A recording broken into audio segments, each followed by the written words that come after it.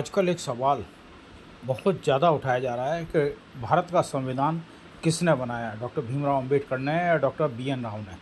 आप देख रहे हैं भीम न्यूज़ इंडिया। मैं हूं आपका दोस्त विनय कुमार सिंघल। महाराष्ट्र के एक साथी ने विस्तार पूर्वक बताया, देखिए एक रिपोर्ट। तो लोग कहते हैं कि भाई ये लोह पुरुष था। अभी कैसा लोह पुरुष था ये मुझे मालूम नहीं, क्योंकि लोह पुरुष होने का ऐसा कोई दूसरा सबूत तो मेरे पढ़ने में नहीं आया। तो ये कैसे लोह पुरुष मानते हैं तो पता नहीं, लेकिन इनको लोह पुरुष कहा जाता था। तो ये लोह पुरुष ने कहा था कि डॉक्टर आम्बेडकर संविधान सभा में कैसे चुनकर आते हैं तो मैं देखता हूँ, क्योंकि मैंने या हमने का संसद भवन की सभी दरवाजे और खिड़कियां ही नहीं तो वेंटिलेटर भी बंद करके रखे हैं। इनका प्रवेश किसी भी कीमत पर हम नहीं होने देंगे। अब वल्लभ भाई पटेल से क्या दुश्मनी थी बाबा साहब की, या बाबा साहब से क्या दुश्मनी थी वल्लभ भाई पटेल की कि उन्होंने इतनी बातें कही? वो इसलिए कही कि 1930, 31, 32 में राउंड टेबल कॉन्फ्रेंस में बाबा साहब आम्बेडकर गए थे। तो बाबा साहब आम्बेडकर के सामने इनकी गांधी जी और सारे कांग्रेस की लोगों की बोलती बंद हुई थी। उनके विद्वत्ता के सामने इनकी एक नहीं चली, और इसलिए 1935 का जो कानून बना वो बाबा साहब के मर्जी से बना। क्योंकि जो 1935 भारत का संविधान लिखने का वक्त आया तो बहुत सारे वो लोग आज भी कहते हैं कि भारत का संविधान बाबा साहब ने नहीं लिखा, तो फिर किसने लिखा? तो कुछ लोगों ने कहा बी.एन. राव ने लिखा। अब ये बी.एन. राव कोई बहुत महान आदमी नहीं था, ये तो सनदी अधिकारी था, एक ऑफिसर था जिसके ऊपर जिम्मेदारी दी थी कि दुनिया के जितने भी संविधान है वो संविधान की कापी या उसमें स्पेशल नोट्स है वो जरा जमा करके ये संविधान सभा को या ड्राफ्टिंग कमेटी को दो, जिसके चेयरमैन बाबा साहब थे। तो वो कोई डॉक्यूमेंट लाकर देने वाला संविधान निर्माण करता है? या दूसरी बात ये कहती है, खासकर ये आरएसएस के लोग कहते थे, या आज बीजेपी के हम कहेंगे, वो बार बार कहते थे कि भारत का संविधान जो बना तो वो सेकंड इंडिया एक्ट यानी 1935 का जो सेकंड इंडिया एक्ट है उसकी ट्रू कॉपी है, उसकी झेरॉक्स है।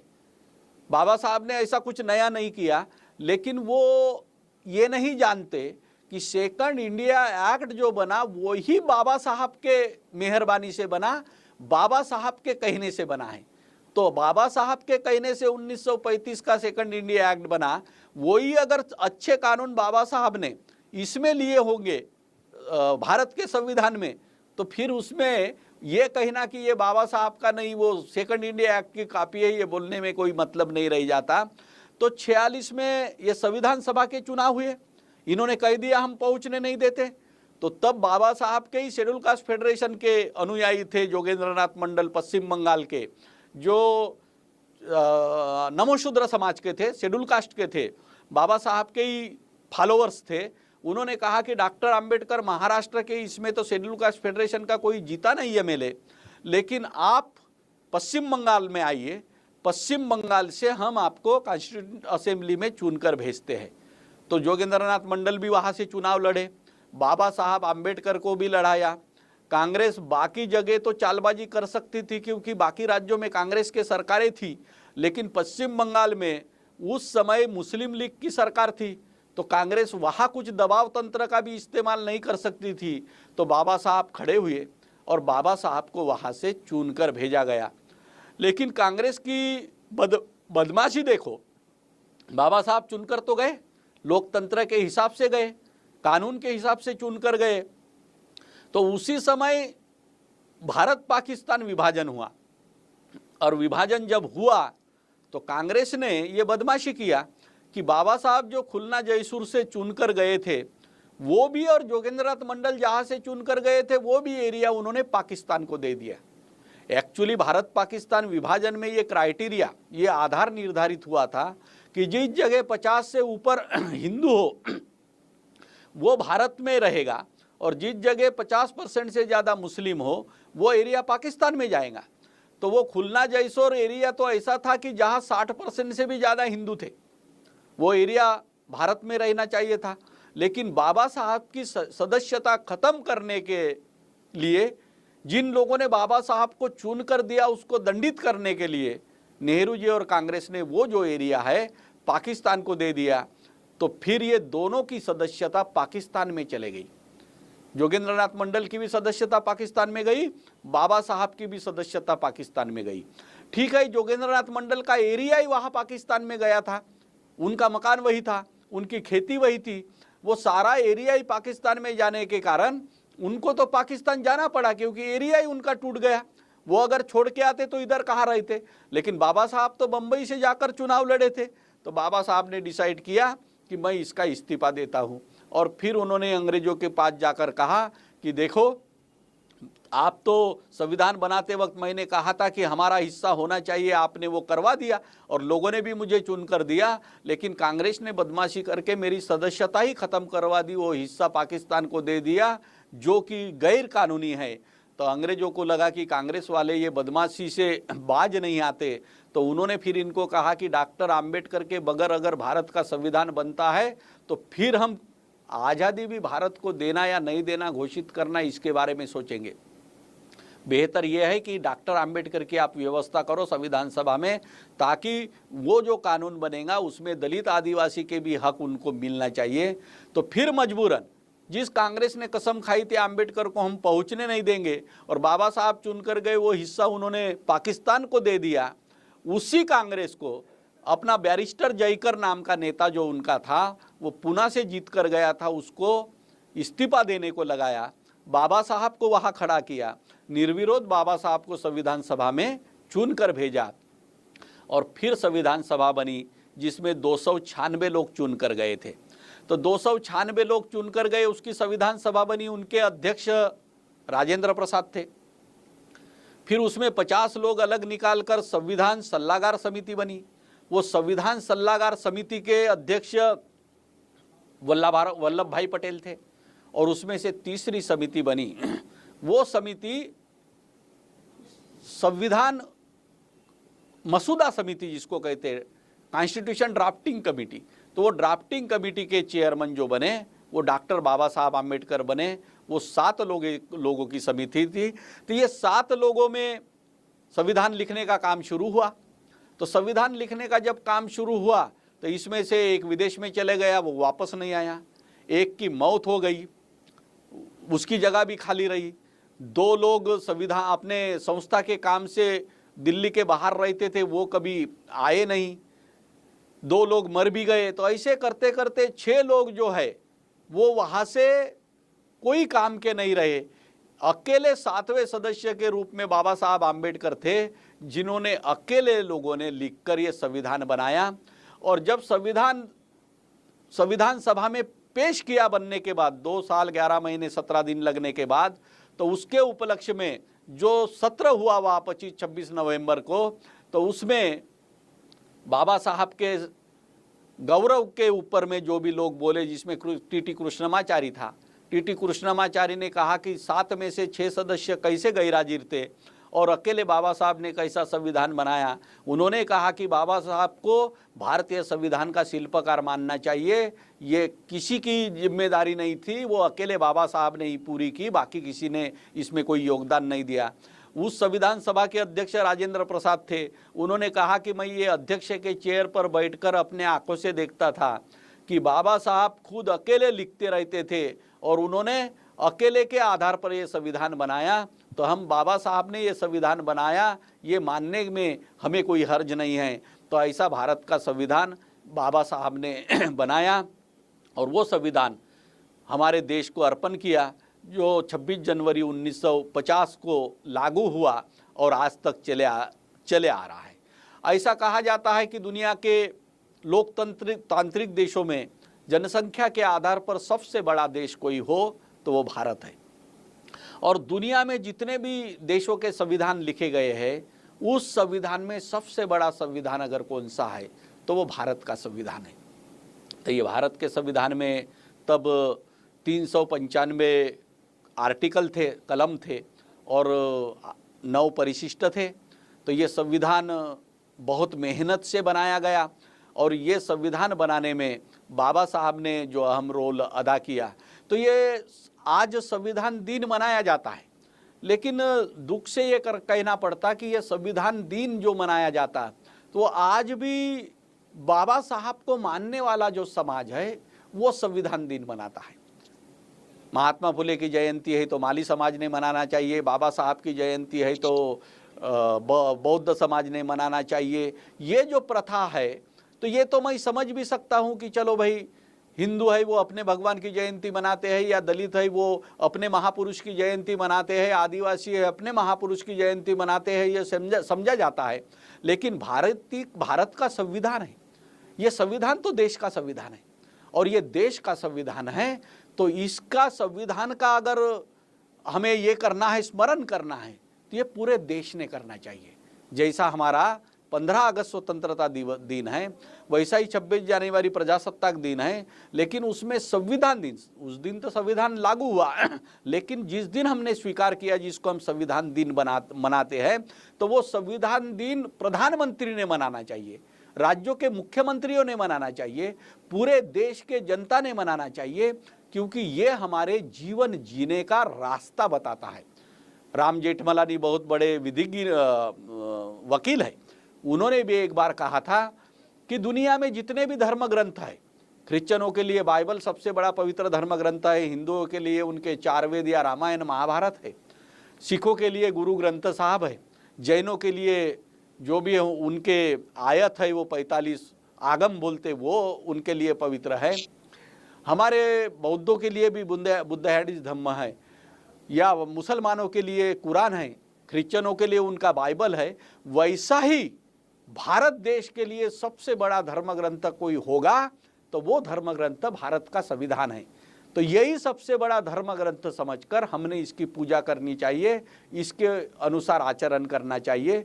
तो देश के लोगों ने मान लिया कि हमारे देश का सबसे बड़ा धर्म ग्रंथ है वो भारत का संविधान है। तो ऐसा बढ़िया संविधान बना। अभी ये संविधान बनाते वक्त संविधान की विशेषताएं जब पूछी गई तो बाबा साहब ने कहा था कि भाई इसमें संसदीय शासन प्रणाली, हमने संसदीय लोकशाही का इस्तेमाल किया है। तो संसदीय शासन प्रणाली, one man one vote one value, या लोकशाही के बारे में लोगों ने लोगों द्वारा लोगों के माध्यम से लोगों के लिए लोगों के माध्यम से चलाया हुआ शासन, ये लोकशाही शासन है, ऐसा अब्राहम लिंकन ने कहा था। तो ये सारी बातें होने के बाद में जब ये भारत का संविधान लागू हुआ तो भारत का संविधान लागू हुआ तो संसदीय शासन प्रणाली के बारे में कुछ लोगों ने बाबा साहब को पूछा था कि डॉक्टर बाबा साहब आम्बेडकर, ये संसदीय शासन प्रणाली जो आपने संविधान में ली है क्या वो इंग्लैंड के संविधान से ली है?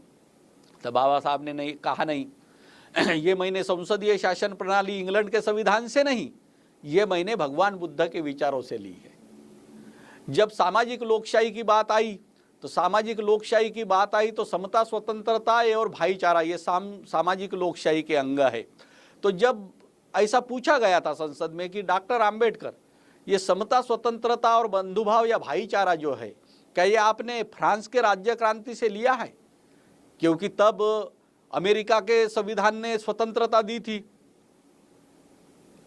रशिया के संविधान ने समता दी लेकिन स्वतंत्रता नहीं दी, अमेरिका के संविधान ने स्वतंत्रता दी लेकिन समता नहीं दी थी, और भारत का संविधान जो है उसमें स्वतंत्रता भी दी, समता भी दी और भाईचारा भी दिया। ये त्रिसूत्री का संगम भारतीय संविधान में है। तो बाबा साहब को पूछा गया कि क्या ये आपने फ्रांस के राज्य क्रांति से लिया है? तो बाबा साहब ने बड़े गर्व के साथ कहा, नहीं, ये भी मैंने भगवान बुद्ध के तत्व ज्ञान से लिया है, भगवान बुद्ध के विचारों से लिया है, ये भगवान बुद्ध के विचारों में था। तो ये ऐसा भारत का संविधान बना। तो भारत के संविधान में और विशेषता कौन सी है? तो हम भारत के संविधान में कानून के सामने सभी लोगों को समानता दी। जैसा हमारा संविधान का अनुच्छेद 14 है, तो आर्टिकल 14 में ये लिखा गया कि भारत का संविधान है, इसमें सभी लोगों के लिए कानून सबसे ऊपर रहेगा, सभी लोगों के लिए समान रहेगा। इंग्लैंड में एक बहुत प्रसिद्ध कहावत थी कि king can not do wrong, यानी राजा जो है वो गलती नहीं कर सकता। आज भी इंग्लैंड की रानी जो है उसको ड्राइविंग लाइसेंस की जरूरी नहीं है, वो बगैर ड्राइविंग लाइसेंस से गाड़ी चला सकती है।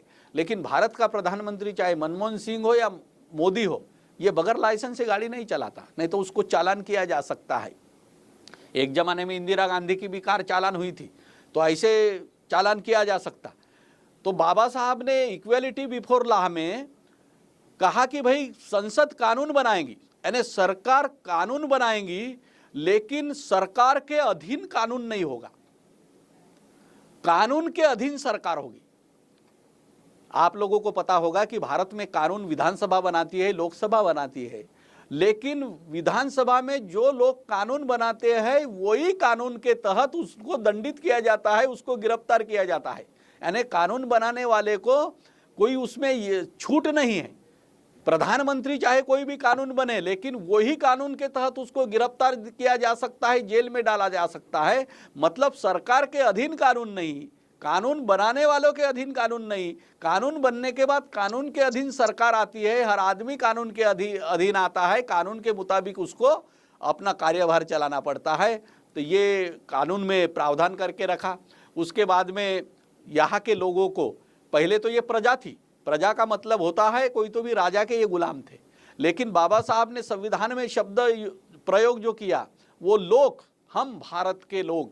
तो लोक का अर्थ ये सार्वभौम है, ये अपने जीने का, अपने रहन सहन का अधिकार इनको हो, इनके ऊपर कोई थोप नहीं सकता, उनको अपने जीवन जीने का, निर्णय लेने का पूरा अधिकार है, ये सार्वभौम है। तो ये हम भारत के लोग संविधान में लिखा है। तो उन्होंने भारत के संविधान में समानता का ये प्रिंसिपल लोगों को दिया है। फिर 15 जो आर्टिकल है उसमें यहाँ लिखा गया कि भाई भारत में लिंग, भाषा, वंश, जाति इनके आधार पर किसी के साथ भेदभाव नहीं किया जा सकता शिक्षा के क्षेत्र में। लेकिन वही 15(4) में फिर लिखा गया कि हम यहाँ के दलित हो, पिछड़े हो या आदिवासी हो, इनको अगर पर्याप्त प्रतिनिधित्व शिक्षा में नहीं मिला हो, ऐसा अगर राज्य को लगता है तो राज्य ऐसा कानून बना सकता है, इसके ऊपर कोई बंधन उनके ऊपर नहीं डाला जाएगा। तो इसके आधार पर हमें शिक्षा में रिजर्वेशन मिला। संविधान के 16 अनुच्छेद में लिखा गया कि भाई किसी भी नौकरी के क्षेत्र में लिंग, भाषा, वंश, भेद या प्रांत इसके आधार पर भेदाभेद नहीं किया जाएगा। लेकिन 16(4) में फिर ये लिखा गया कि किसी राज्य में अगर दलित, आदिवासी, पिछड़े लोगों को पर्याप्त प्रतिनिधित्व नहीं मिला, ऐसा वहाँ का राज्य मानता है, तो फिर उस राज्य को अपने राज्य में उनके लिए विशेष प्रावधान करने का अधिकार है, उसके ऊपर कोई बंधन नहीं रहेगा। उसी के आधार पर हमको 15(4), 16(4) के आधार पर आज शिक्षा में और नौकरी में रिजर्वेशन मिल रहा है। उसके बाद में आर्टिकल 17 आया। तो भारत में सदियों से चले आ रही जो अस्पृश्यता थी, वो अस्पृश्यता खत्म करना चाहिए, संविधान के अनुच्छेद 17 में लिखा गया है। उसके ही अनुच्छेद 21 में 21 में लिखा गया है कि यहाँ के हर आदमी को जीने का अधिकार है, उसको जीने के अधिकार से कोई वंचित नहीं रख सकता। और 21(1) में लिखा है 14 साल के कम उम्र के सभी बच्चे, चाहे SC हो, ST हो, पिछड़े वर्ग हो या ऊंचे वर्ग को हो, उनको सख्ती का और मुफ्त शिक्षा मिलनी चाहिए, प्रावधान किया गया। और भारत में उसके बाद में महत्वपूर्ण बात जो कही है वो अनुच्छेद 25 में है, धर्म स्वातंत्र्य का अधिकार या धर्म स्वातंत्र्य की आज़ादी। क्योंकि भारत ये निधर्मी स्टेट था। बाकी देशों में कैसा था, इस्लाम, पाकिस्तान में आज भी अगर वहाँ पाकिस्तान में राष्ट्राध्यक्ष को शपथ लेनी पड़ती है तो कुरान पे हाथ रख के लेनी पड़ती है और कहना पड़ता है कि मैं कुरान के मुताबिक इस राज्य का राज्य कारभार चलाऊंगा। अगर अमेरिका के राष्ट्राध्यक्ष को शपथ लेना है तो उसको कहना पड़ता है बाइबल पे हाथ रख के कि मैं बाइबल की कसम खाता हूँ कि प्रभु यीशु के विचारों से मैं ये राज्य चलाऊंगा। लेकिन भारत के राष्ट्रपति को या बाकी लोगों को शपथ लेते वक्त केवल ईश्वर भी नहीं, ईश्वर भी बोल सकता है या सत्यनिष्ठा से मैं संविधान का अनुसरण करके राज्य चलाऊंगा, ये शपथ लेना पड़ता है। तो ये धर्मनिरपेक्षता हमारे देश में भारतीय संविधान ने दी है। और उसके बाद में हम देखते हैं कि बहुत लोग ये गफलत करते हैं कि रिजर्वेशन तो 10 साल के लिए था, ये कांग्रेस सरकार हो या बीजेपी की सरकार हो, ये बार बार इसको बढ़ाती जाती है, ये बढ़ाने की क्या ज़रूरत है, ये नहीं बढ़ाना चाहिए। लेकिन लोग इसमें गफलत करते हैं। 16(4) और 15(4) में जो रिजर्वेशन मिला शिक्षा में और नौकरी में, ये और 332 और 334 में मिला हुआ रिजर्वेशन है, वो राजकीय रिजर्वेशन, ये दोनों अलग अलग है। 332 में हमें देश के लोकसभा के लिए रिजर्वेशन मिला है और 334 में हमें पूरे देश के विधानसभाओं में रिजर्वेशन दलित आदिवासी को मिला है। तो उसके लिए 10 साल की मर्यादा थी, उसके लिए 10 साल की अवधि थी। लेकिन बाकी लोगों के लिए जो शिक्षा और नौकरी में रिजर्वेशन मिला 15/4 16/4 में, वो जब तक संविधान चल रहा है तब तक वो अबाधित है, इसके लिए कोई मर्यादा नहीं। तो ये भी लोगों ने ध्यान में रखना चाहिए। और उसके बाद में बाबा साहब ने 340 भी लिखा। तो दलित आदिवासी को तो रिजर्वेशन मिल गया था, उस जमाने में उन्होंने पिछड़े वर्ग को भी रिजर्वेशन में आने की अपील की थी, लेकिन पिछड़े वर्ग को सवर्ण समाज के लोग ये समझाने में कामयाब हुए कि आप अगर दलितों के साथ जाते हैं तो आप नीचे जाति में चले जाओगे, इसलिए आप इनमें मत जाइए। इसलिए वो उनके बहकावे में आकर वो सूची में शामिल नहीं हुए। लेकिन उनकी हालत देखकर बाबा साहब ने संविधान में 340 अनुच्छेद लिखा, जिसके आधार में ये लिखा गया था कि हर 10 साल में केंद्र सरकार हो या राज्य सरकार हो या पिछड़े वर्ग के लिए लोबी, या केंद्र सरकार ने पिछड़े वर्ग के लिए एक कमीशन नियुक्त करना चाहिए। वो कमीशन से सिफारिशें लेना चाहिए कि उनकी अगर सामाजिक, शैक्षणिक, आर्थिक हालत खराब होंगी तो उनके विकास के लिए भी क्या उपाय किए जा सकते हैं। और उसी के आधार पर पहला काका कालेलकर कमीशन बना, फिर दूसरा मंडल कमीशन बना, ये सारे कमीशन बने। और लेकिन मंडल कमीशन फिर आखिरी 1990 में वीपी सिंह सरकार में लागू किया गया। अभी तक उसका कितना लाभ ओबीसी को हुआ ये तो बताना कठिन है, लेकिन उसके आधार पर उनको शिक्षा में और नौकरी में रिजर्वेशन मिला। तो दलित आदिवासी से 40 साल लेट ना क्यों हो, लेकिन उनको भी ये अधिकार दिया गया। तो संविधान लिखने के बाद में बाबा साहब ने उसको लागू भी किया गया, लेकिन उसके बाद में उसके ऊपर आक्षेप भी पहले भी हुए थे। बाबा साहब के ज़माने में भी ये कहा था कि भाई संविधान लिखने को इतने दिन ही क्यों लगे, 2 साल 11 महीने 17 दिन। तो उसका जवाब तो उस समय बाबा साहब ने दिया कि दुनिया के संविधान, कौन से देश के संविधान में आर्टिकल कितने थे और लिखने में कितने दिन लगे। तो उन्होंने अमेरिका का संविधान है, कनाडा का संविधान है, ऑस्ट्रेलिया का संविधान है, इनके उदाहरण देकर बताए कि ये संविधान के कंपैरिजन में भारत का संविधान 395 कलम और 9 परिशिष्ट, तो ये लिखने में जो 2 साल 11 महीने 17 दिन लगे ये ज़्यादा नहीं होते। उसके बाद में लगा था कि बाबा साहब ने ये लिखा ही नहीं है, BN राव ने लिखा।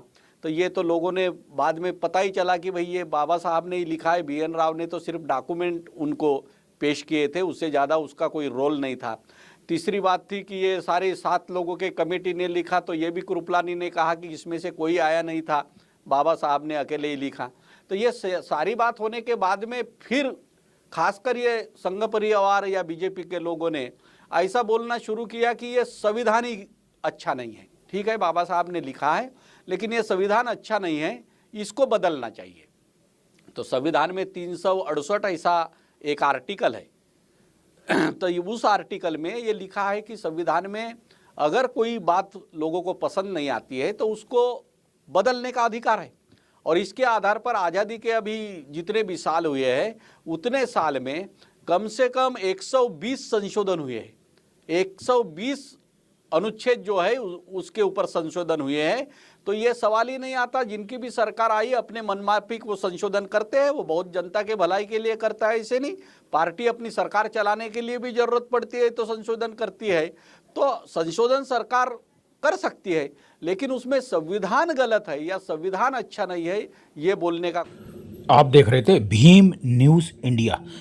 यदि आपको हमारे द्वारा दिखाई गई खबरें पसंद तो प्लीज़ हमारे चैनल को यूट्यूब पर सब्सक्राइब कीजिए, लाइक कीजिए, शेयर कीजिए, कमेंट्स कीजिए। भीम न्यूज़ इंडिया के फेसबुक पेज, ट्विटर और टेलीग्राम पर भी आप अपना कमेंट्स कर सकते हैं। बने रहिए हमारे साथ, देखते रहिए आपका अपना लोकप्रिय चैनल भीम न्यूज़ इंडिया। आपका बहुत बहुत धन्यवाद।